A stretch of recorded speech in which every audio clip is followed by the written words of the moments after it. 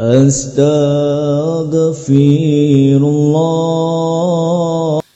Bismillahirrahmanirrahim. Assalamualaikum warahmatullahi wabarakatuh. Alhamdulillah. Alhamdulillahilladzi arsala rasulahu bil huda wa dinil haq liyudhhirahu 'ala ad-dini kullihi wa kafa billahi shahida wa kafa billahi wakila. Asyhadu an la ilaha illallah wahdahu rabbi la syarika lah. Asyhadu anna Muhammadan abduhu wa rasuluhu alladzi la nabiyya ba'da. Rabbi israh li sadri wa yassir li amri wahlul 'uqdatam min lisani yafqahu qawli, amma ba'du. Ma'asyiral muslimin wal muslimat, para pendengar dan para pemirsa yang dimuliakan Allah Subhanahu wa taala. Alhamdulillah, di pagi hari ini dengan izin Allah Subhanahu wa taala, nikmat dan karunia-Nya, kita masih dibangunkan dalam kondisi sehat wal afiat. Dan yang pada hari ini Allah Subhanahu wa taala uji dengan sakit, semoga Allah Subhanahu wa taala menyembuhkannya. Atau dalam hari ini Allah Subhanahu wa taala takdirkan Anda berada di sebuah masalah, semoga Allah carikan jalan keluarnya. Dan tidak ada nikmat yang lebih besar melebihi nikmat Islam, nikmat sunnah, dan nikmat istiqamah dalam agama. Salawat, teriring salam tak lupa kita haturkan kepada Nabi besar Nabi Muhammad sallallahu alaihi wasallam yang telah membawa agama Allah Subhanahu wa taala, dinul Islam, sampai ke dada-dada kita semuanya. Para pendengar dan para pemirsa yang dimuliakan Allah Subhanahu wa taala, Al-Imam Al-Mujahid, seorang ulama, pernah mengatakan, "Ma adri ayyun ni'mataini alayya a'zam, an hadani lil Islam au afani Allahu minal ahwa." Kata Imam Mujahid rahimahullahu ta'ala, saya tidak mengetahui dua nikmat mana yang paling besar yang Allah anugerahkan kepada saya ini. Apakah nikmat ketika Allah Subhanahu wa ta'ala memberikan hidayah kepadaku dengan Islam, ataukah ketika Allah Subhanahu wa ta'ala menghindarkan diriku untuk mengikuti hawa nafsuku. Dan hal yang senada juga dikatakan oleh Al-Imam Al-Marwazi rahimahullahu ta'ala ketika dia berkata kepada Abi Abdullah Al-Imam Ahmad ibn Hanbal rahimahullahu ta'ala, di mana Imam Ahmad ibn Hanbal rahimahullahu ta'ala mengatakan, "Man mata 'alal Islam was sunnah mata 'ala khairin." Barang siapa yang meninggal di atas Islam dan juga di atas sunnah Nabi sallallahu alaihi wasallam, maka sungguh dia telah mati di atas kebaikan. Kemudian juga dikatakan dari Ammarah ibn Zadan, dari Ayyub As-Sikhtiyani rahimahullahu ta'ala, dia mengatakan, "Ya Ammar, idza kana ar-rajulu sahibus sunnati wa jama'ah, fala tas'al an ayyi halin kana fihi." Wahai Ammarah, apabila seseorang sudah tegak di atas sunnah dan jamaah, maka jangan bertanya soal keadaan dia, karena dia pasti di atas al-haq, kebenaran. Dan juga perkataan yang sama dikatakan oleh Aun Ibn Salam Abu Ja'far Al-Kufi rahimahullahu ta'ala mengatakan, "Man mata 'alal islami was sunnati falahu basyirun bi kulli khairin." Barang siapa yang mati di atas Islam dan di atas sunnah Rasul sallallahu alaihi wasallam, maka bagi dia ada kabar gembira bahwa dia di atas kebaikan. Naam, bahwa Islam adalah nikmat terbesar yang Allah anugerahkan kepada kita. Begitu juga sunnah Nabi SAW adalah anugerah terbesar yang Allah berikan kepada kita. Dinul Islam, agama Islam adalah agama yang telah sempurna, yang Allah sempurnakan sendiri. Ketika Nabi SAW berada di padang Arafah, setelah melaksanakan 2 rakaat duhur, kemudian menjamak dengan asar 2 rakaat, kemudian salam, maka Nabi SAW berkhutbah. Setelah berkhutbah, Nabi SAW kemudian berdoa hampir menjelang matahari terbenam ke arah barat. Para sahabat mengira Nabi SAW sedang berpuasa. Maka mereka pun membawakan air minum untuk Nabi SAW, dan Rasul terus berdoa kepada Allah Subhanahu wa Ta'ala. Ketika Nabi SAW terus berdoa kepada Allah dan hampir matahari tenggelam di hari Arafah, disinilah Allah Subhanahu wa Ta'ala turunkan satu ayat yang sangat agung, satu ayat yang sangat mulia, yang membuat kebanggaan kaum muslimin dan membuat kecemburuan orang-orang Yahudi. Allah Subhanahu wa Ta'ala berfirman dalam surah Al-Maidah ayat yang ketiga, Al-yawma akmaltu lakum dinakum wa atmamtu alaikum ni'mati wa raditu lakumul Islam dina. Allah Subhanahu wa Ta'ala berfirman, pada hari ini aku sempurnakan kepada kalian agama kalian. Aku sempurnakan kepada kalian nikmatku, dan aku redha Islam menjadi agama kalian. Ketika ayat ini turun, di samping Nabi SAW ada Umar bin Al-Khattab radhiyallahu an. Fabaka, kemudian dia menangis. Kemudian Nabi SAW bertanya, wa ma yubkika ya Umar? Apa yang membuat anda menangis wahai Umar? Maka Umar mengatakan, ya Rasulullah, maktamala syai'un illa naqas.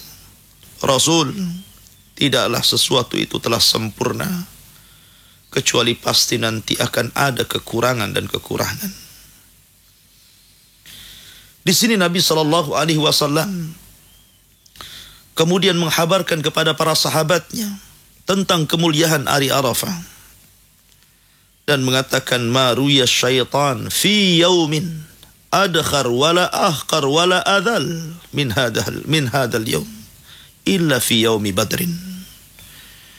Kata Nabi SAW, tidaklah syaitan merasa lebih rendah, lebih hina, dan tidak ada nilainya kecuali di hari ini, hari Arafah, dan hari ketika terjadi perang Badar. Ya, karena perang Badar adalah perang perdana yang dilakukan Nabi SAW, sehingga Rasul terus mengenangnya. Dan itulah kemenangan pertama, idza jaa nasrullahi wal fath, ketika datang kemenangan bagi kaum muslimin, yakni kemenangan dalam Badar. Ketika kaum muslimin yang jumlahnya hanya 314 orang menghadapi 1000 lebih kaum musyrikin, tetapi Allah berikan rahmat pada peperangan itu. Ketika datang segerombolan pasukan para malaikat berjumlah 5.000 malaikat dipimpin Jibril, sehingga syaitan yang berpihak kepada orang-orang kafir pun tunggang langgang dan mengatakan, inni bari'um minkum inni akhafullah, saya berlepas diri dari kalian dan karena aku takut kepada Allah Subhanahu wa Ta'ala.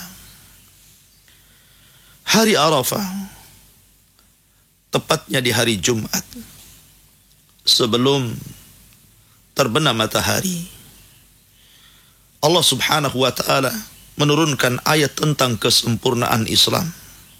Al-yawma akmaltu lakum dinakum wa atmamtu alaikum ni'mati wa raditu lakumul Islam dina. Pada hari ini, hari Arafah, hari Jumat sebelum terbenam matahari, Allah telah sempurnakan kepada kalian agama kalian. Allah telah sempurnakan nikmatnya untuk kalian. Dan Allah telah redha agama Islam sebagai agama kalian. Ketika orang-orang Yahudi mendengar bahwa ayat ini turun kepada kaum muslimin, maka salah seorang di antara mereka datang kepada Umar bin Al-Khattab radhiyallahu anhu dan mengatakan, "Ya Umar, ayatun unzilat fi kitabillah. Law nazalat alaina ma'syaral yahud lattakhadna dhalika al-yawma 'ida." Wahai Umar, ada satu ayat dalam kitab kalian. Kalau ayat itu turun kepada bangsa kami Yahudi, tentu kami akan jadikan turunnya ayat itu sebagai hari raya yang kami akan rayakan semeriah mungkin. Maka Umar bin Al-Khattab radhiyallahu mengatakan, ayu ayatin hadhi? Ayat apa yang kau maksud itu? Maka orang Yahudi ini mengatakan ayat tentang kesempurnaan Islam, surah Al-Maidah ayat 3. Maka Umar mengatakan, demi Allah, aku orang yang paling paham ayat itu kapan turunnya, hari apa turunnya. Itulah ayat yang turun di hari Jumat, hari Arafah, menjelang Id kami, Idul Adha. Ma'asyiral muslimin yang dimuliakan Allah Subhanahu wa taala. Kalau seandainya orang-orang Yahudi itu bangga, kalau seandainya surah Al-Maidah ayat 3 tentang kesempurnaan Islam itu turun kepada mereka, mereka akan menjadikan hari itu hari Id bagi mereka, hari raya bagi mereka. Kenapa tidak kita berbangga dengan ayat ini? Allah Subhanahu wa taala telah memberikan nikmat kepada kita berupa kesempurnaan Islam. Islam agama yang sangat sempurna. Sehingga ketika seorang Yahudi berbincang dengan Salmanul Farisi radhiyallahu an dan mengatakan, ya Salman, hal yu'allimuka sahibuka kulla syai'in hatta al-khira'ah? Wahai Salman, apakah saudaramu, maksudnya Nabi SAW, mengajarkan kepadamu segala sesuatu sampai kepada urusan jamban? Maka Salman dengan bangganya mengatakan, ajal yu'allimuna nabiyuna kulla syai'in hatta al-khira'ah. Ya, karena Nabi kami telah mengajarkan segala sesuatunya sampai kepada urusan jamban sekalipun. Makna yang tersirat dari kata-kata Salman ini, kalau seandainya urusan jamban saja, urusan kamar mandi, urusan WC, diatur dalam Islam sebelum masuk di dalam kamar mandi, setelah keluar, tentu perkara yang lebih dahsyat, lebih agung, lebih besar, seperti perkara akidah, perkara ibadah, perkara muamalah, politik, akhlak, dan perkara-perkara yang lainnya, tentu lebih diatur lagi dalam Islam. Karena Islam adalah agama solusi, agama yang bisa menyelesaikan setiap problematika yang dihadapi manusia. Apa-apa yang telah mengarahkan kita ke dalam sorga sudah dijelaskan, dan apapun jalan-jalan yang menuju neraka pun sudah dijelaskan. Tidak ada satu kebaikan kecuali telah sampai kepada kita. 23 tahun lamanya, 13 tahun di kota Mekah, 10 tahun di kota Madinah, Nabi SAW sudah menyampaikan nasihatnya. Nabi sudah menyampaikan risalahnya. Nabi sudah menghabiskan waktu-waktunya untuk berjihad, haqqal jihad. Dan Nabi SAW sudah menyelesaikan tugasnya dengan turunnya surah Al-Maidah ayat 3 ini. Karena setelah kejadian peristiwa turunnya ayat ini, ada yang mengatakan 2 bulan beberapa hari, Nabi SAW dipanggil Allah Subhanahu wa taala ila rafiqil a'la. Ila rafiqil a'la, kembali menemui saudara-saudaranya dari kalangan para nabi di tempat yang paling tinggi. Dan Nabi SAW telah berpisah dengan para sahabat dan dengan kita semuanya. Tetapi ajaran yang dibawanya tidak akan berpisah dengan kita sampai kiamat dibangkitkan. Ma'asyiral muslimin, para pendengar dan pemirsa yang dimuliakan Allah Subhanahu wa taala, Islam yang sangat sempurna ini tentu karena ada rahmat yang sangat agung yang menopangnya. Dan tidak ada yang paling besar dari rahmat Allah subhanahu wa ta'ala melebihi Al-Quranul Karim. Allah subhanahu wa ta'ala berfirman dalam surah Al-Ankabut ayat 51. Awalam yakfihim anna anzalna alaikal kitaba yutla alaihim inna fi dhalika la rahmatun wa dhikra liqaumi yu'minun.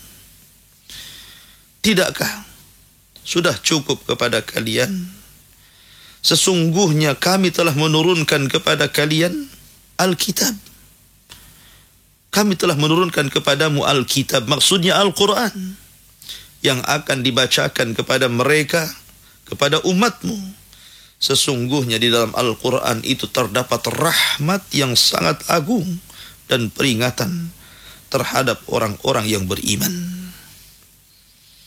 Inilah yang menjadikan kesempurnaan Islam, keindahan dan kemuliaannya. Karena dalam Islam ada mukjizat yang paling besar, Al-Quranul Karim.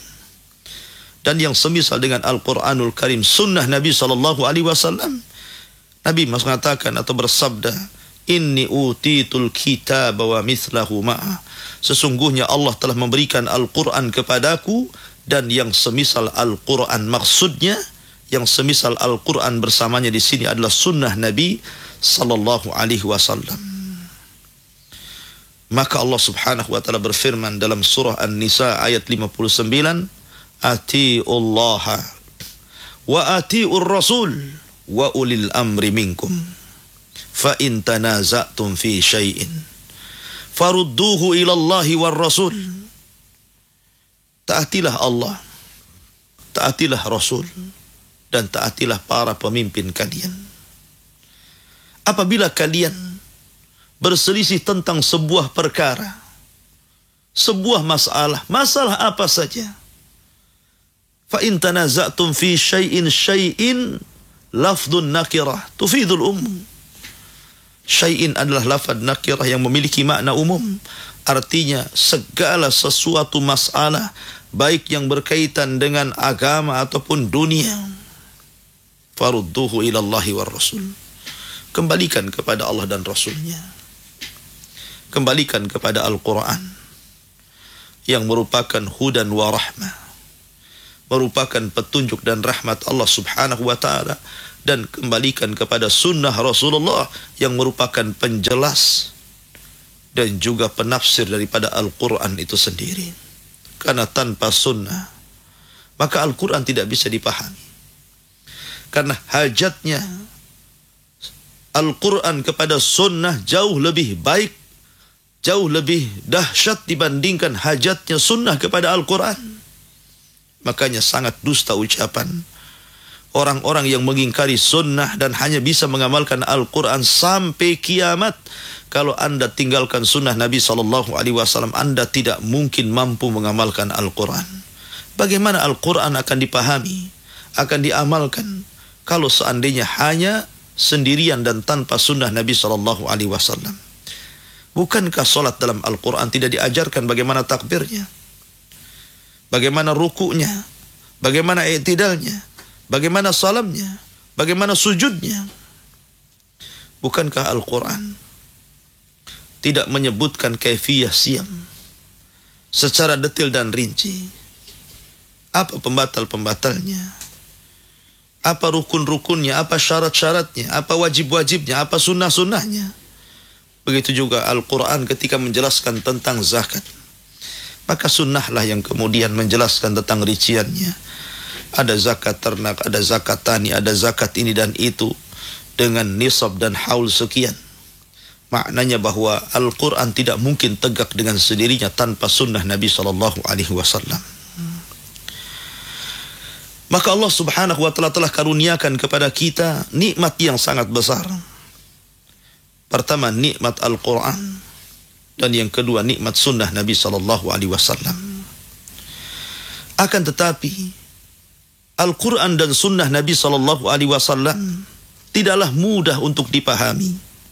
Harus dikembalikan kepada pakar-pakar yang sanggup untuk memahami dengan sempurna pemahamannya.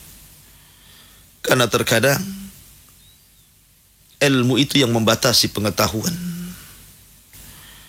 Maka kalau seandainya Al-Quran dan Sunnah itu dikembalikan kepada cara berpikir dan pola pikir manusia, tentu masing-masing orang akan berpendapat. Boleh jadi satu surat akan menimbulkan ratusan bahkan ribuan tafsir. Begitu juga Sunnah Rasul. Dan ini akan menyulut perselisihan. Akan menyulut perselisihan di antara kaum muslimin. Karena akan mengklaim mereka adalah orang yang paling benar dan yang lain salah. Oleh karena itulah, para ulama demi mengerucutkan adanya perselisihan yang menyebar, demi mengecilkan adanya perselisihan yang akan berdampak peperangan di antara kaum muslimin, maka sebuah kaidah, kalau ingin memahami Al-Quran dan Sunnah Nabi SAW dengan benar, sesuai maksud Allah yang menurunkannya, sesuai maksud Rasul yang mengatakannya, maka kembalikanlah pemahaman itu kepada pemahaman orang-orang yang sudah memahami dan mengamalkannya. Siapa mereka? Ashabu Rasulillah sallallahu alaihi wasallam. Mereka adalah sahabat Nabi sallallahu alaihi wasallam. Allah berfirman dalam surah At-Taubah ayat 100. As-sabiqunal awwalun minal muhajirin wal ansar walladzina tabauhum bi ihsanin radhiyallahu anhum wa radu'an.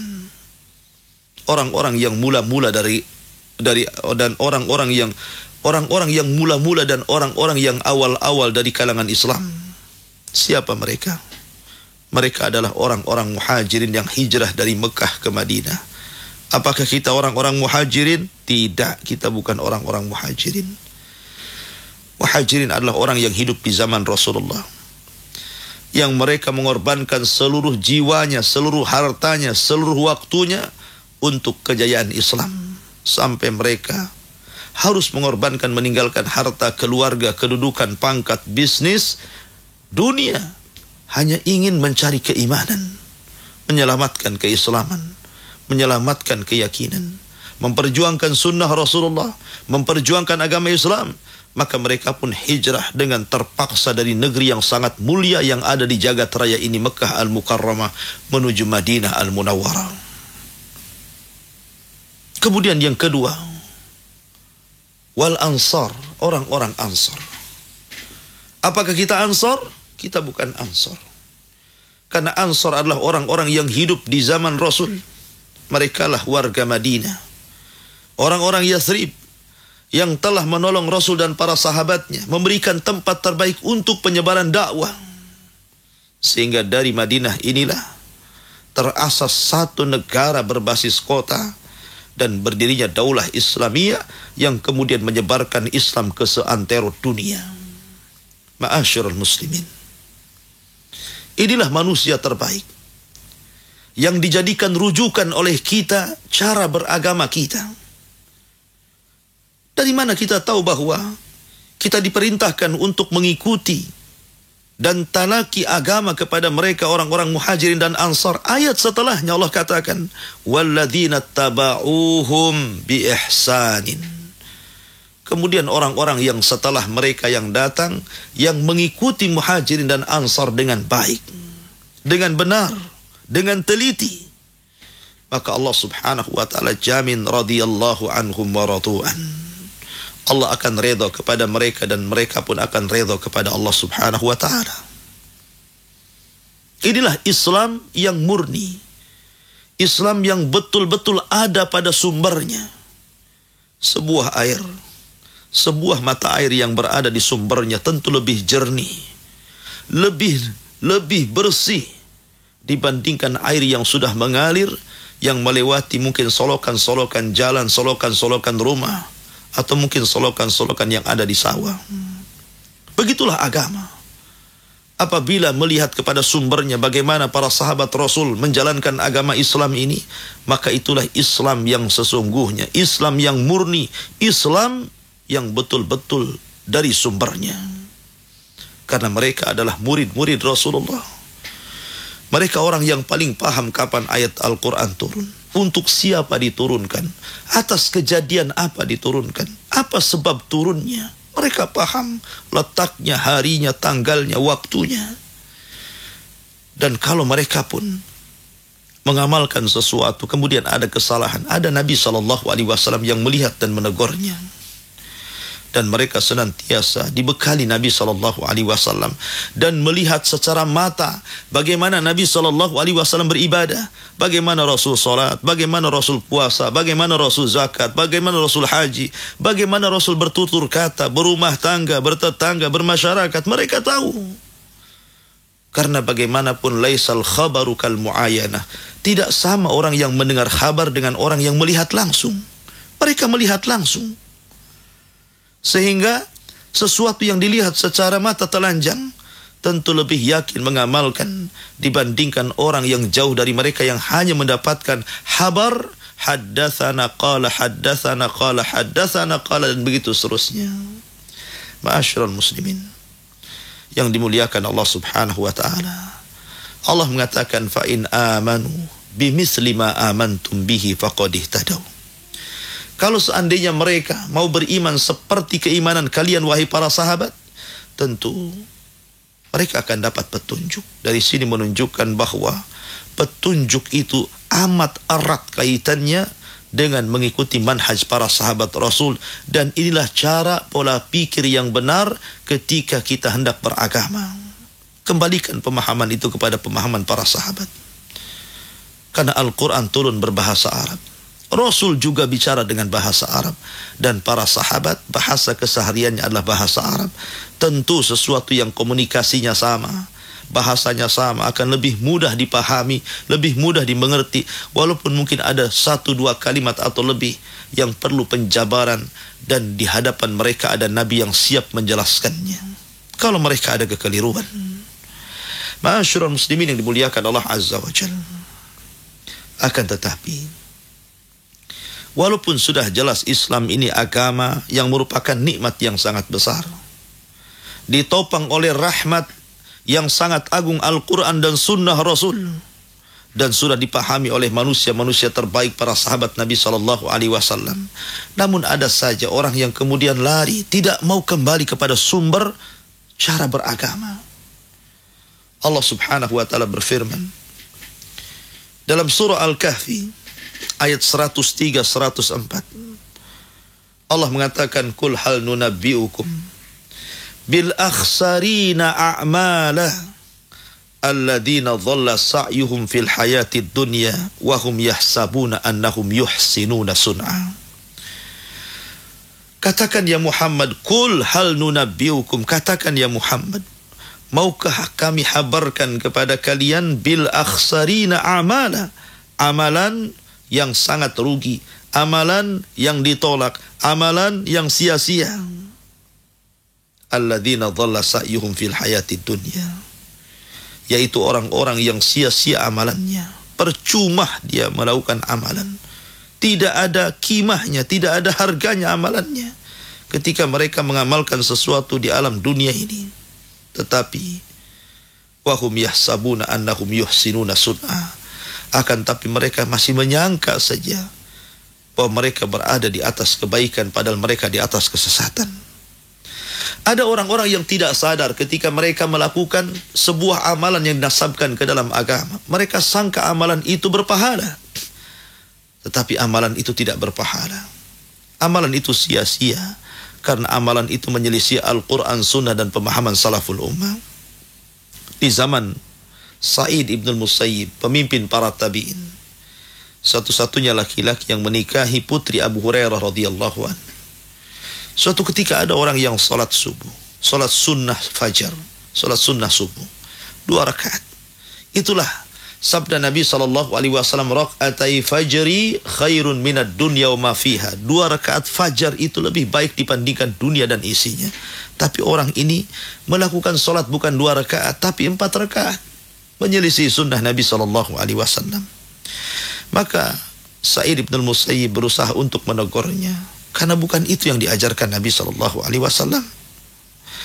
Ketika orang ini ditegur tidak terima, kemudian mengatakan, apakah Allah akan mengadab diriku lantaran solatku wahai Sa'id? Maka Sa'id bin Musayyib mengatakan, tidak. Allah tidak mengadab karena solatmu, tapi Allah akan mengadab karena engkau telah menyelisih sunnah Nabi SAW.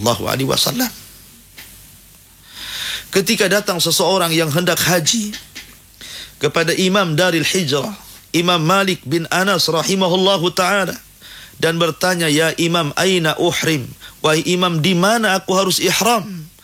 Di mana aku harus ihram? Maka Imam Malik dengan sederhananya mengatakan, min haitsu amarakallah, dari tempat yang Allah perintahkan kepadamu untuk ihram, kau ihram di situ. Tapi dia mengatakan, tidak, aku ingin ihram dari Masjid Nabawi, dari sisi kuburan Nabi SAW.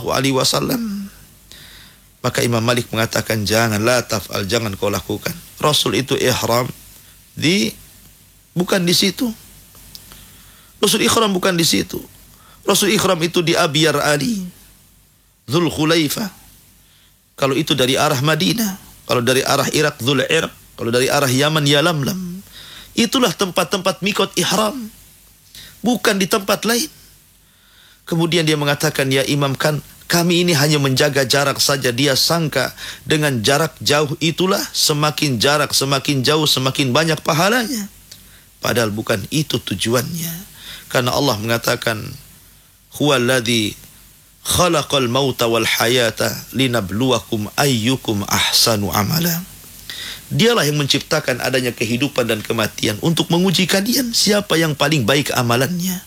Bukan yang paling banyak amalannya, tapi yang paling baik. Kata Fudail bin Iyad, maksudnya paling baik adalah akhlasuhu wa aswabuh, amalan yang paling ikhlas dan yang paling mencontoh Nabi SAW. Makanya ketika Imam Malik mendengar hanya penambahan jarak itu, maka kata Imam Malik, jangan kau lakukan. Akhsha alaikal fitnah, aku takut fitnah menimpa kamu. Kemudian orang ini mengatakan, fitnah mana wahai Imam? Fitnah mana? Maka Imam Malik mengatakan, fa ayyu fitnatin a'zam min antara annaka faddalta syai'an qassara anhu Rasulullah sallallahu alaihi wasallam. Kata Imam Malik, dia mengatakan, tidak ada fitnah yang melebihi fitnah dirimu. Tidak ada fitnah yang paling besar melebihi fitnah dirimu. Kau anggap kau di atas kemuliaan, padahal Rasul tidak menganggap itu mulia. Kau anggap itu berpahala, tapi Rasul tidak menganggap itu berpahala. Kau anggap itu perkara mulia, padahal Rasul tidak menganggap itu perkara mulia. Maka fitnah mana lagi yang lebih besar daripada dirimu? Aku takut firman Allah subhanahu wa ta'ala, falyahdharil ladzina yukhalifuna an amrih an tusibahum fitnah aw yusibahum adzabun alim. Hendaklah takut orang-orang yang menyelisih perintahnya, kalau ditimpa kepada mereka fitnah atau adab yang pedih. Ma'asyiral muslimin, Aisyah radhiyallahu anha meriwayatkan sebuah hadis yang dikeluarkan Imam Bukhari dan Muslim.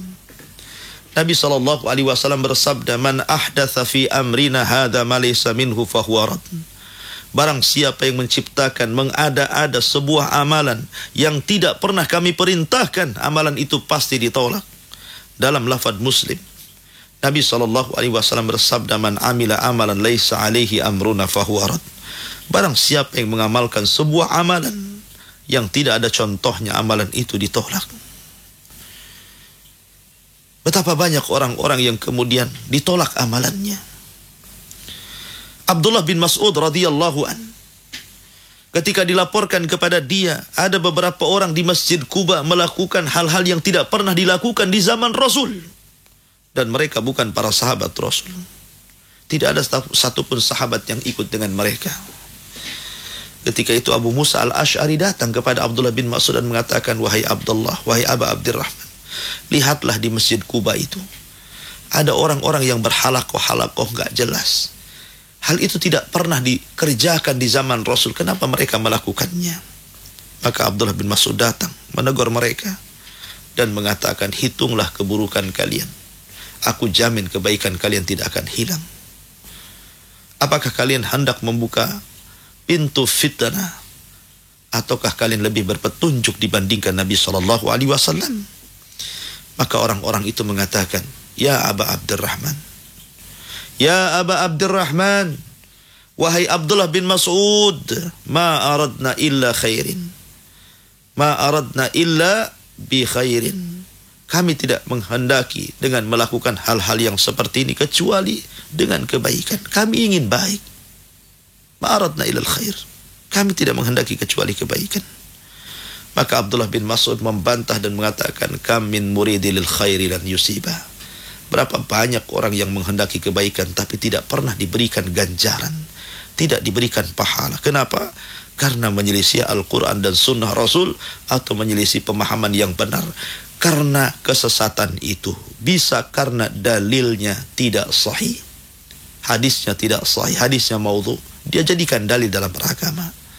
Ataupun hadisnya sahih, tidak maudhu, tidak dhaif dan tidak hasan, betul-betul sahih atau mungkin sampai kepada tingkatan mutawatir, tapi pemahamannya yang salah. Pemahamannya yang salah. Karena ketika Anda berhadapan dengan nas-nas Al-Quran dan hadis Nabi SAW, maka diperlukan dua perkara. Pertama at-tanzil, pertama ad-dalil, dan yang kedua at-tanzil. Dalil ma'ruf. Mana dalilnya? Maka dia pun mengatakan qala Allah. Mana dalilnya? Maka dia mengatakan qala Rasul SAW. Itulah dalil. Apa yang difirmankan Allah, apa yang disabdakan Rasulullah. Tapi apa itu tanzil? Tanzil itu penafsiran, pemahaman.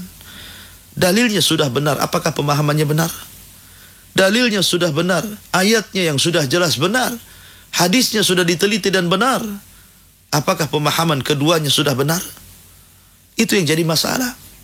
Sebab kalau seandainya orang hanya kembali kepada Al-Quran dan Sunnah dan meninggalkan pemahaman, maka orang-orang sesat akan menjadi benar. Karena mereka bisa berdalil. Lihat orang-orang Khawarij.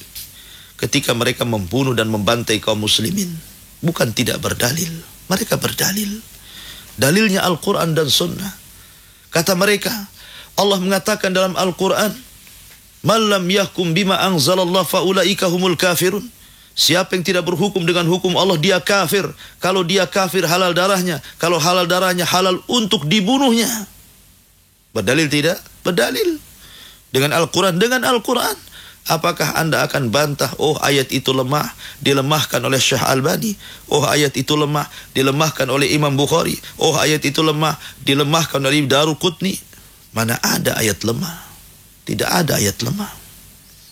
Karena ayat itu tidak ada yang pembagian seperti dalam hadis. Ada hadis sahih, ada hadis hasan, ada hadis dhaif, bahkan yang maudhu. Ayat tidak ada yang sahih, yang hasan, yang dhaif, yang maudhu. Semua ayat itu benar, melahirkan keyakinan. Karena ayat itu datang dari Allah Subhanahu wa ta'ala, lafdhan wa ma'nan, baik lafadnya ataupun maknanya.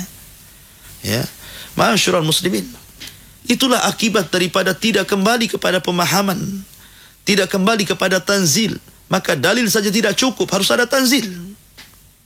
Ya, baru kita lurus dalam memahami agama ini. Tapi kalau Anda hanya kembali kepada dalil dan meninggalkan tanzil, siap-siap sesatlah kalian. Begitulah pentingnya merujuk kepada para ulama. Karena yang paham dengan tanzil itu para ulama. Yang paham dengan pemahaman yang benar tentang Al-Quran dan Sunnah itu para ulama. Karena merekalah para pewaris para nabi. Nabi SAW mengatakan, al-ulama warasatul anbiya. Wa innal ulama lam yurath dinaran wala dirhaman, walakin warathul ilma faman akhadahu akhada bihaddin wafir. Ulama itulah pewaris para nabi. Ulama itu pewaris para nabi. Ulama tidak pernah mewariskan cara mencari dinar dan dirham. Tapi yang diwariskan kepada mereka ilmu. Barang siapa yang mengambil bagiannya, maka dia telah mengambil kemuliaan yang sangat besar. Ma'asyiral muslimin, maka kembalilah kepada para ulama, fas'alu ahla dzikri in kuntum la ta'lamun. Kalau kalian tidak tahu, tanyalah kepada mereka. Wallahu a'lam bishawab. Ini yang bisa sampaikan. Akhirnya saya kembalikan kepada moderator, falyatafaddal mashkura. Jazakallah khair Ustaz atas materi yang sudah disampaikan di kesempatan yang berbahagia ini. Banyak manfaat yang tentu saja bisa kita petik. Baik, kaum muslimin dan muslimat dimanapun Anda berada, pendengar dan pemirsa yang insya Allah selalu dirahmati oleh Allah Subhanahu wa ta'ala, silakan untuk Anda yang ingin bergabung bertanya kepada Al-Ustadz seputar materi yang disampaikan dengan topik bahasan meluruskan cara pola pikir beragama. Anda boleh bergabung dengan kami melalui line telepon di 0778467106 dan juga 0778468106, atau bisa menelepon ke 0811-777-0106. Juga bisa mengirimkan pertanyaan melalui SMS dan WhatsApp ke 081808108106. Baik Ustadz, sudah ada pertanyaan yang masuk nih dari Graciela di Katong, Singapura. Apakah kita boleh salahkan kawan yang mengatakan bahwa karena sunnah saja maka bisa ditinggalkan dan tidak berdosa? Mohon pencerahannya Ustadz. Bismillahirrahmanirrahim.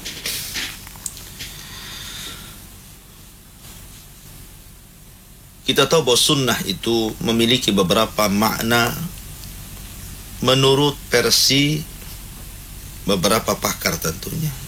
Pakar hadis akan berbeda makna dengan pakar usul. Pakar usul akan berbeda dengan pakar akidah. Pakar akidah akan berbeda dengan pakar fikih. Karena makna sunnah itu berbeda-beda. Apa yang Anda maksudkan dengan sunnah itu? Kalau yang dimaksudkan sunnah itu indal fuqaha, menurut ahli fikih ya, kalau Anda amalkan, Anda dapat pahala, Anda tinggalkan, tidak ada masalah. Itu sunnah indal fuqaha namanya. Seperti Anda sholat sunnah. Anda sholat sunnah dapat pahala, tidak sholat sunnah ya tidak apa-apa.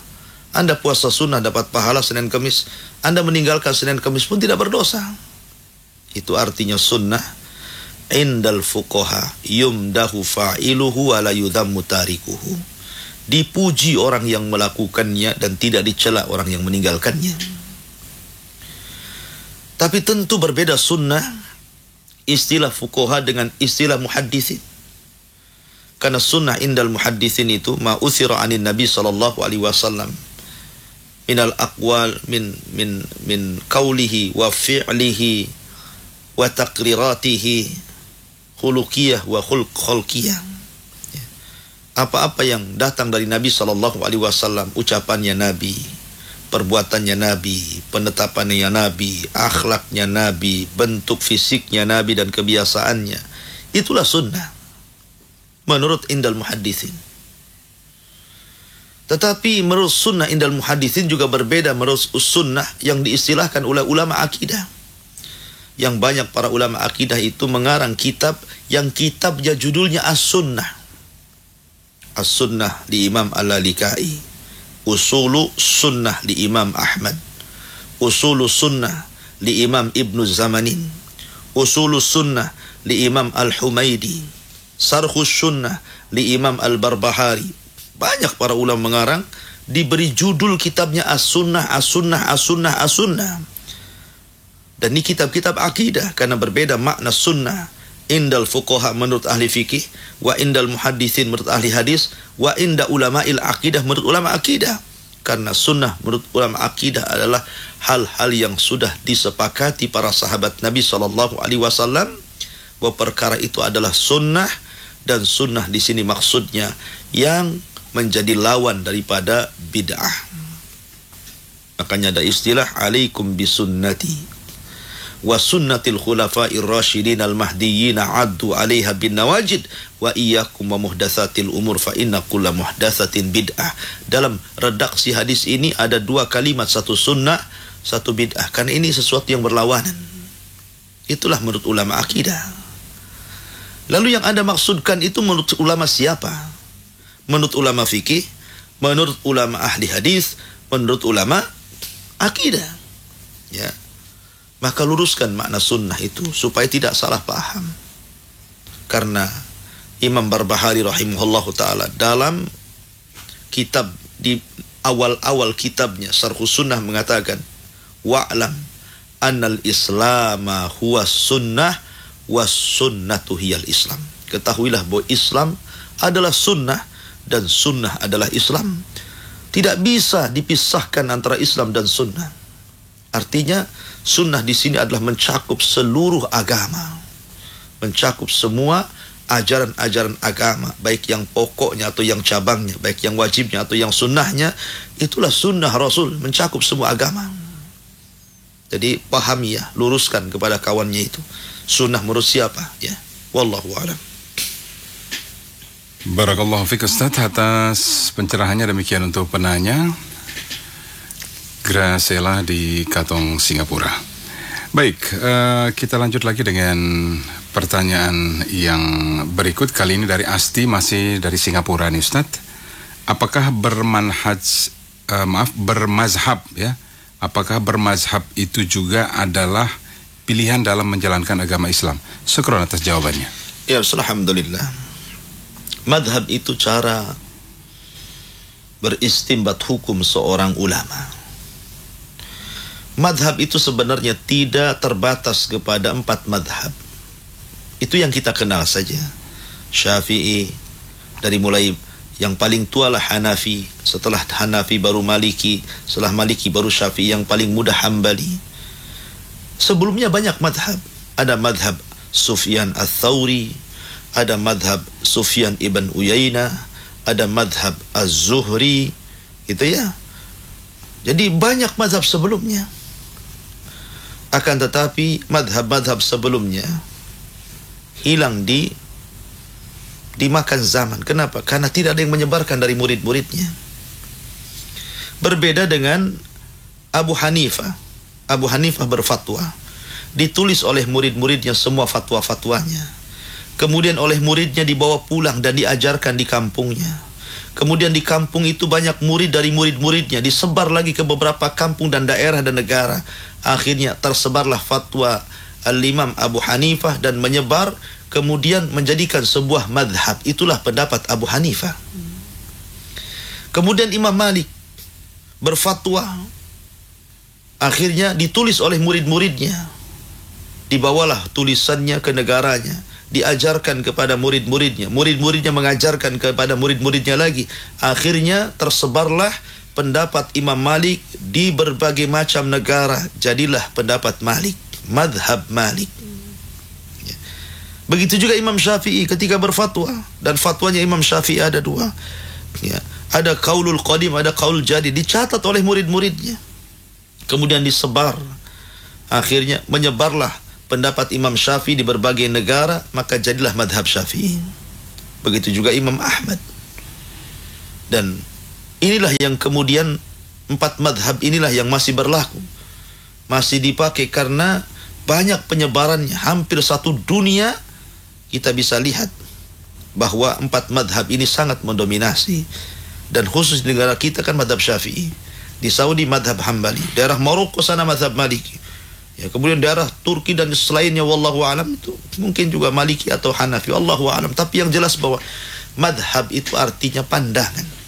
Ma dhahaba ilaihi Syafi'u, pendapat, apa-apa yang menjadi pendapat Imam Syafi'i. Ma dhahaba ilaihi Ahmad, ma dhahaba ilaihi Malik, ma dhahaba ilaihi Abu Hanifah.